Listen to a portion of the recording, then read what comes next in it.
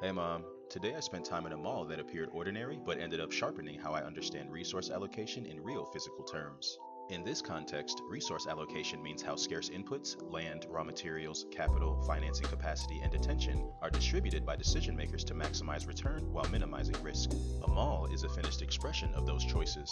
It exists because capital was committed, materials were sourced, and long-term expectations about value justified the building. Once constructed, every square meter inside becomes a limited asset, and what occupies that space reflects upstream allocation decisions rather than surface-level cultural logic. One lesson that became clear is that space itself is the primary resource being allocated. Each storefront represents a calculated bet by the mall owner. Rent, lease duration, maintenance costs, expected foot traffic, and brand stability all factor into whether a tenant earns the right to occupy that space. From this angle, visibility stops being about popularity or local relevance and becomes about who can satisfy economic constraints. The mall is not optimizing for what feels culturally appropriate.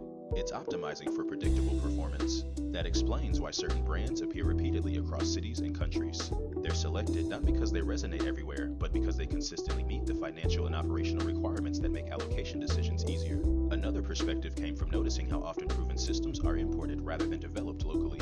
The presence of a sports park from Singapore instead of a Thai-operated equivalent initially seemed unintuitive, but viewed through the allocator's lens, it fits cleanly. Large installations require substantial upfront investment and ongoing operational coordination.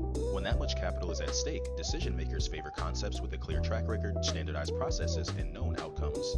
A model that has already worked elsewhere reduces uncertainty. In resource allocation terms, the allocator is buying confidence as much as function.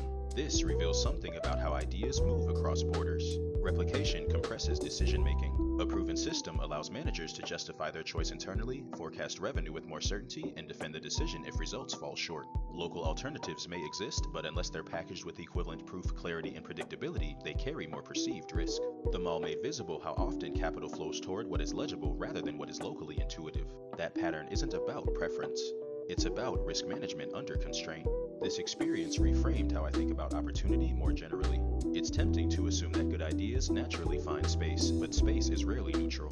It's governed by constraints that reward clarity, predictability, and alignment within existing systems. Seeing Western brands, Thai businesses, a movie theater, children's play areas, and a Singaporean sports park coexist in one structure had less to do with diversity and more to do with compatibility within a shared allocation framework. The lasting perspective gained is that resource allocation favors those who understand the system they're entering. Outcomes are shaped long before execution becomes visible. Leverage is created by aligning with incentives, reducing uncertainty, and making decisions easier for those who control scarce resources.